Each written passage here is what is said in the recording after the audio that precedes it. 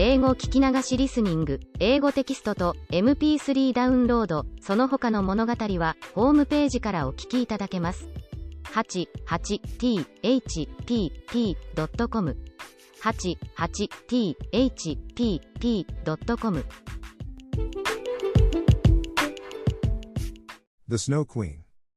First story. Which treats of a mirror and of the splinters. Now then, let us begin. When we are at the end of the story, we shall know more than we know now, but to begin. Once upon a time there was a wicked sprite, indeed he was the most mischievous of all sprites. One day he was in a very good humor, for he had made a mirror with the power of causing all that was good and beautiful when it was reflected therein, to look poor and mean, but that which was good for nothing and looked ugly was shown magnified and increased in ugliness. In this mirror the most beautiful landscapes looked like boiled spinach, and the best persons were turned into frights, or appeared to stand on their heads. Their faces were so distorted that they were not to be recognized, and if anyone had a mole, you might be sure that it would be magnified and spread over both nose and mouth. "That's glorious fun," said the sprite. If a good thought passed through a man's mind, then a grin was seen in the mirror, and the sprite laughed heartily at his clever discovery. All the little sprites who went to his school, for he kept a sprite school, told each other that a miracle had happened, and that now only, as they thought, it would be possible to see how the world really looked. They ran about with the mirror, and at last there was not a land or a person who was not represented distorted in the mirror. So then they thought they would fly up to the sky, and have a joke there. The higher they flew with the mirror, the more terribly it grinned, they could hardly hold it fast. Higher and higher still they flew, nearer and nearer to the stars, when suddenly the mirror shook so terribly with grinning, that it flew out of their hands and fell to the earth, where it was dashed in 100,000,000 and more pieces.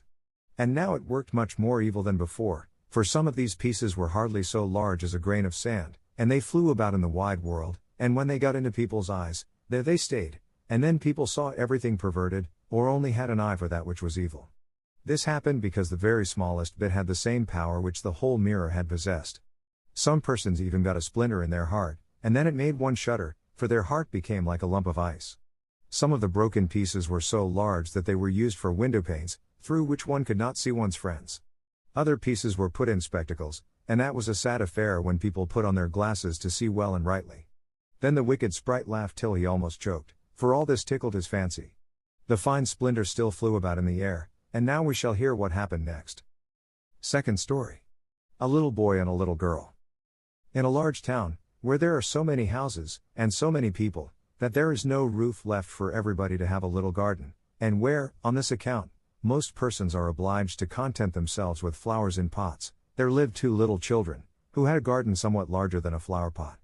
They were not brother and sister, but they cared for each other as much as if they were. Their parents lived exactly opposite. They inhabited two garrets, and where the roof of the one house joined that of the other, and the gutter ran along the extreme end of it, there was to each house a small window. One needed only to step over the gutter to get from one window to the other. The children's parents had large wooden boxes there, in which vegetables for the kitchen were planted, and little rose trees besides. There was a rose in each box, and they grew splendidly. They now thought of placing the boxes across the gutter, so that they nearly reached from one window to the other, and looked just like two walls of flowers. The tendrils of the peas hung down over the boxes, and the rose trees shot up long branches, twined round the windows, and then bent towards each other. It was almost like a triumphant arch of foliage and flowers. The boxes were very high, and the children knew that they must not creep over them, so they often obtained permission to get out of the windows to each other, and to sit on their little stools among the roses, where they could play delightfully. In winter there was an end of this pleasure. The windows were often frozen over, but then they heated copper farthings on the stove, and laid the hot farthing on the window pane, and then they had a capital peephole, quite nicely rounded, and out of each peeped a gentle friendly eye. It was the little boy and the little girl who were looking out. His name was Kay, hers was Gerda. In summer, with one jump, they could get to each other, but in winter they were obliged first to go down the long stairs, and then up the long stairs again, and out of doors there was quite a snowstorm. "It is the white bees that are swarming," said Kay's old grandmother. "Do the white bees choose a queen?" asked the little boy, for he knew that the honeybees always have one. "Yes," said the grandmother, "she flies where the swarm hangs in the thickest clusters. She is the largest of all, and she can never remain quietly on the earth, but goes up again into the black clouds. Many a winter's night she flies through the streets of the town, and peeps in at the windows, and they then freeze in so wondrous a manner that they look like flowers." "Yes, I have seen it," said both the children, and so they knew that it was true. "Can the Snow Queen come in?" said the little girl. "Only let her come in," said the little boy. "Then I'd put her on the stove, and she'd melt." And then his grandmother patted his head and told him other stories. In the evening, when little Kay was at home, and half undressed, he climbed up on the chair by the window and peeped out of the little hole. A few snowflakes were falling, and one, the largest of all, remained lying on the edge of a flower pot. The flake of snow grew larger and larger, and at last it was like a young lady, dressed in the finest white gauze, made of a million little flakes like stars. She was so beautiful and delicate, but she was of ice, of dazzling, sparkling ice, yet she lived, her eyes gazed fixedly, like two stars, but there was neither quiet nor repose in them. She nodded towards the window, and beckoned with her hand. The little boy was frightened, and jumped down from the chair. It seemed to him as if, at the same moment, a large bird flew past the window. The next day it was a sharp frost, and then the spring came, the sun shone, the green leaves appeared, the swallows built their nests, the windows were opened, and the little children again sat in their pretty garden, high up on the leads at the top of the house. That summer the roses flowered in unwonted beauty. The little girl had learned a hymn, in which there was something about roses, and then she thought of her own flowers, and she sang the verse to the little boy, who then sang it with her. "The rose in the valley is blooming so sweet, and angels descend there the children to greet." And the children held each other by the hand, kissed the roses, looked up at the clear sunshine, and spoke as though they really saw angels there. What lovely summer days those were!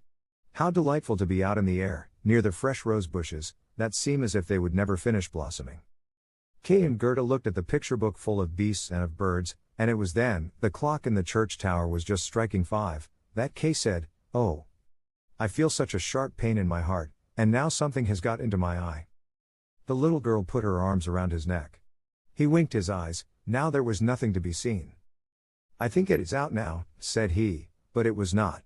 It was just one of those pieces of glass from the magic mirror that had got into his eye, and poor Kay had got another piece right in his heart. "It will soon become like ice." It did not hurt any longer, but there it was. "What are you crying for?" asked he. "You look so ugly." "There's nothing the matter with me." "Ah," said he at once, "that rose is cankered. And look, this one is quite crooked. After all, these roses are very ugly. They are just like the box they are planted in." And then he gave the box a good kick with his foot, and pulled both the roses up. "What are you doing?" cried the little girl, and as he perceived her fright, he pulled up another rose, got in at the window, and hastened off from dear little Gerda.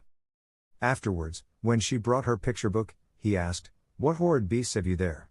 And if his grandmother told them stories, he always interrupted her. Besides, if he could manage it, he would get behind her, put on her spectacles, and imitate her way of speaking. He copied all her ways, and then everybody laughed at him. He was soon able to imitate the gait and manner of everyone in the street. Everything that was peculiar and displeasing in them, that Kay knew how to imitate, and at such times all the people said, "The boy is certainly very clever."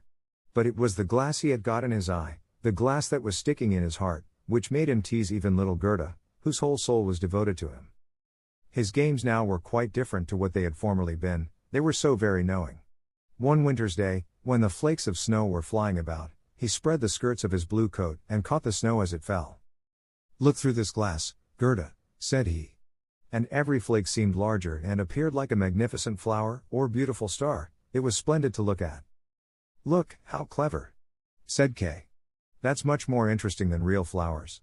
They are as exact as possible, there is not a fault in them, if they did not melt."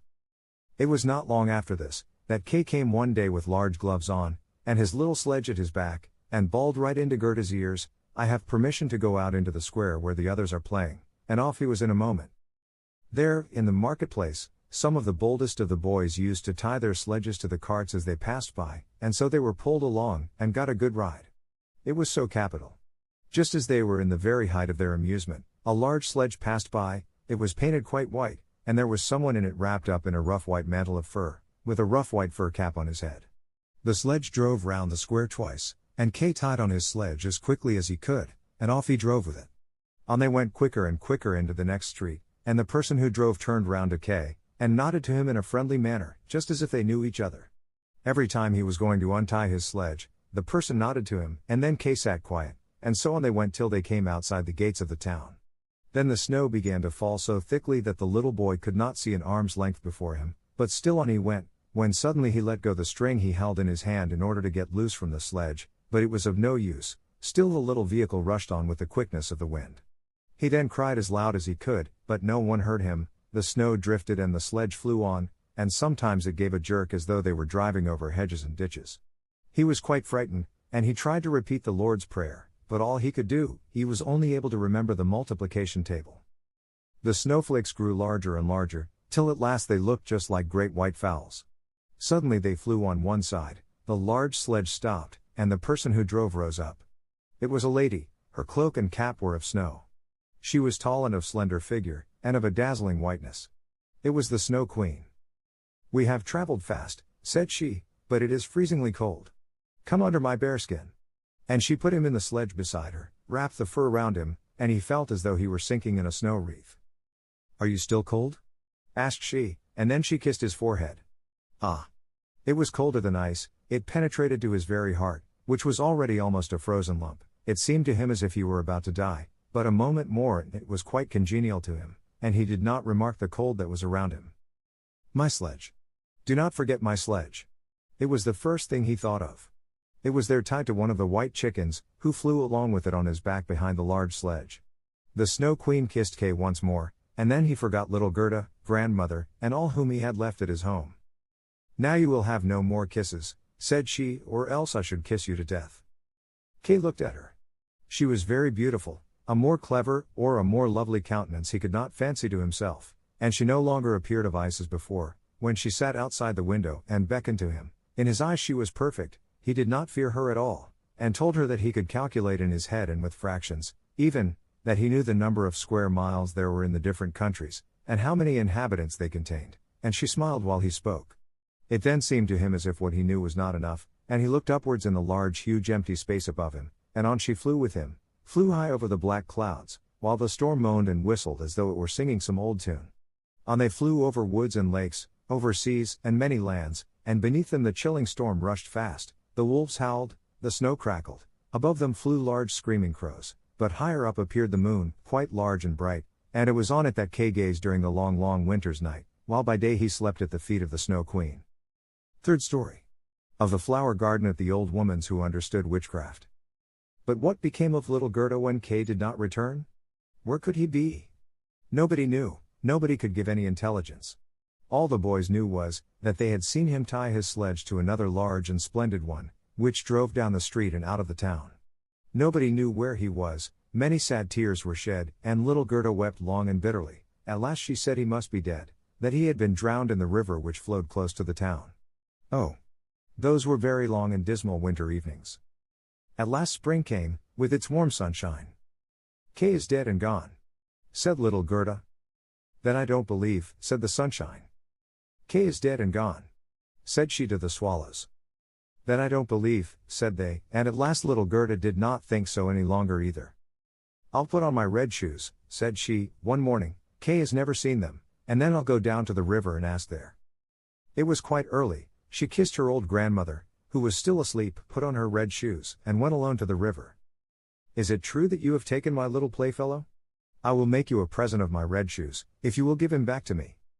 And, as it seemed to her, blue waves nodded in a strange manner. Then she took off her red shoes, the most precious things she possessed, and threw them both into the river.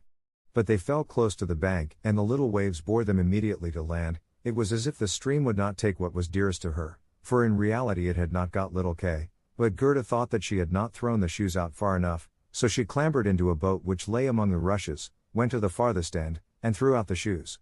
But the boat was not fastened, and the motion which she occasioned, made it drift from the shore.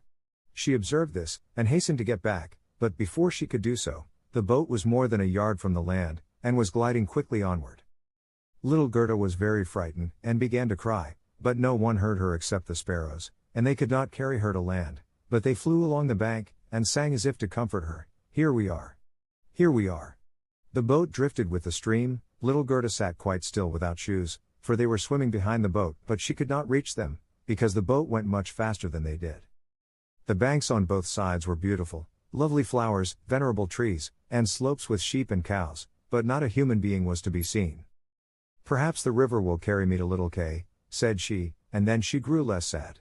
She rose, and looked for many hours at the beautiful green banks. Presently she sailed by a large cherry orchard, where was a little cottage with curious red and blue windows. It was thatched, and before it 2 wooden soldiers stood sentry, and presented arms when anyone went past. Gerda called to them, for she thought they were alive, but they, of course, did not answer. She came close to them, for the stream drifted the boat quite near the land. Gerda called still louder, and an old woman then came out of the cottage, leaning upon a crooked stick. She had a large broad-brimmed hat on, painted with the most splendid flowers. "Poor little child," said the old woman. "How did you get upon the large rapid river, to be driven about so in the wide world?" And then the old woman went into the water, caught hold of the boat with her crooked stick, drew it to the bank, and lifted little Gerda out. And Gerda was so glad to be on dry land again, but she was rather afraid of the strange old woman. "But come and tell me who you are, and how you came here," said she. And Gerda told her all, and the old woman shook her head and said, "Ahem. Ahem." And when Gerda had told her everything, and asked her if she had not seen little Kay, the woman answered that he had not passed there, but he no doubt would come, and she told her not to be cast down, but taste her cherries, and look at her flowers, which were finer than any in a picture book, each of which could tell a whole story. She then took Gerda by the hand, led her into the little cottage, and locked the door. The windows were very high up, the glass was red, blue, and green, and the sunlight shone through quite wondrously in all sorts of colors. On the table stood the most exquisite cherries, and Gerda ate as many as she chose, for she had permission to do so. While she was eating, the old woman combed her hair with a golden comb, and her hair curled and shone with a lovely golden color around that sweet little face, which was so round and so like a rose. "I have often longed for such a dear little girl," said the old woman. "Now you shall see how well we agree together." And while she combed little Gerda's hair, the child forgot her foster brother Kay more and more, for the old woman understood magic, but she was no evil being, she only practiced witchcraft a little for her own private amusement, and now she wanted very much to keep little Gerda. She therefore went out in the garden, stretched out her crooked stick towards the rose bushes, which, beautifully as they were blowing, all sank into the earth and no one could tell where they had stood. The old woman feared that if Gerda should see the roses, she would then think of her own, would remember little Kay and run away from her. She now led Gerda into the flower garden. Oh, what odor and what loveliness was there! Every flower that one could think of, and of every season, stood there in fullest bloom. No picture book could be gayer or more beautiful. Gerda jumped for joy, and played till the sun set behind the tall cherry tree. She then had a pretty bed, with a red silken coverlet filled with blue violets. She fell asleep, and had as pleasant dreams as ever a queen on her wedding day. The next morning she went to play with the flowers in the warm sunshine, and thus passed away a day. Gerda knew every flower, and, numerous as they were, it still seemed to Gerda that one was wanting, though she did not know which. One day while she was looking at the hat of the old woman painted with flowers, the most beautiful of them all seemed to her to be a rose. The old woman had forgotten to take it from her hat when she made the others vanish in the earth. But so it is when one's thoughts are not collected. "What?" said Gerda. "Are there no roses here?" And she ran about amongst the flower beds, and looked, but there was not one to be found. She then sat down and wept, but her hot tears fell just where a rosebush had sunk, and when her warm tears watered the ground, the tree shot up suddenly as fresh and blooming as when it had been swallowed up. Gerda kissed the roses, thought of her own dear roses at home, and with them of little Kay. "Oh, how long I have stayed," said the little girl. "I intended to look for Kay. Don't you know where he is?" she asked of the roses. "Do you think he is dead and gone?" "Dead he certainly is not," said the roses. "We have been in the earth where all the dead are, but Kay was not there." "Many thanks," said little Gerda, and she went to the other flowers, looked into their cups, and asked, "Don't you know where little Kay is?" But every flower stood in the sunshine, and dreamed its own fairy tale or its own story, and they all told her very many things, but not one knew anything of Kay. Well, what did the tiger lily say? "Hearest thou not the drum? Bum. Bum. Those are the only 2 tones. Always bum. Bum. Hark to the plaintive song of the old woman, to the call of the priests.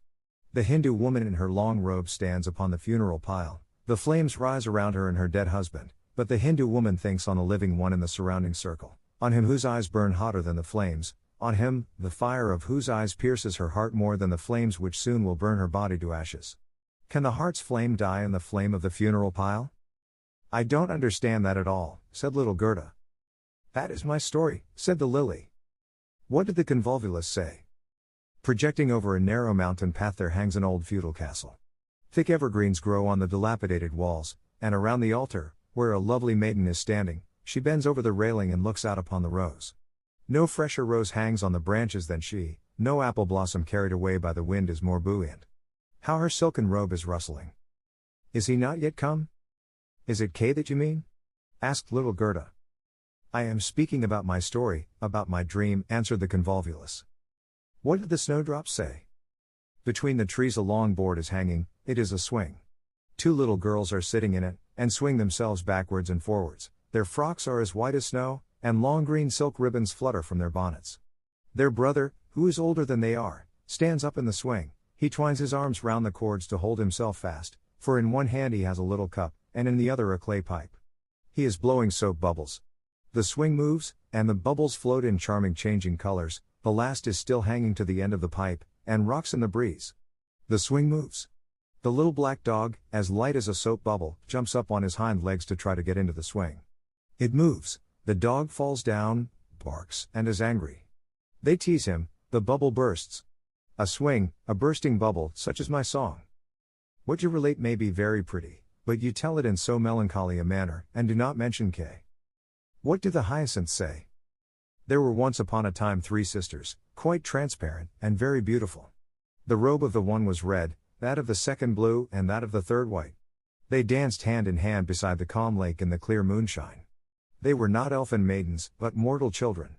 A sweet fragrance was smelt, and the maidens vanished in the wood. The fragrance grew stronger, 3 coffins, and in them 3 lovely maidens, glided out of the forest and across the lake. The shining glowworms flew around like little floating lights. Do the dancing maidens sleep, or are they dead? The odor of the flowers says they are corpses, the evening bell tolls for the dead. You make me quite sad, said little Gerda. I cannot help thinking of the dead maidens. Oh. Is little Kay really dead? The roses have been in the earth, and they say no. Ding, dong. Sounded the hyacinth bells. We do not toll for little Kay, we do not know him. That is our way of singing, the only one we have. And Gerda went to the ranunculuses, that looked forth from among the shining green leaves.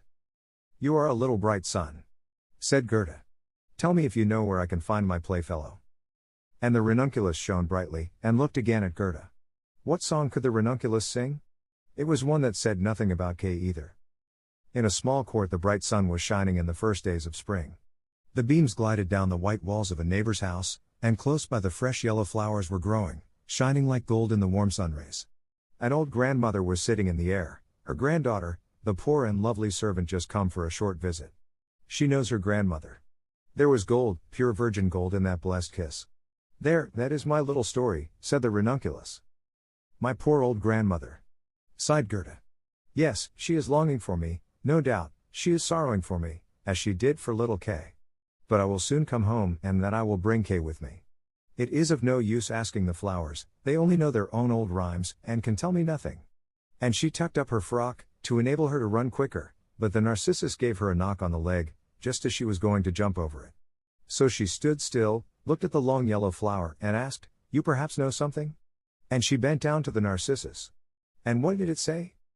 I can see myself, I can see myself. Oh, how odorous I am. Up in the little garret there stands, half-dressed, a little dancer.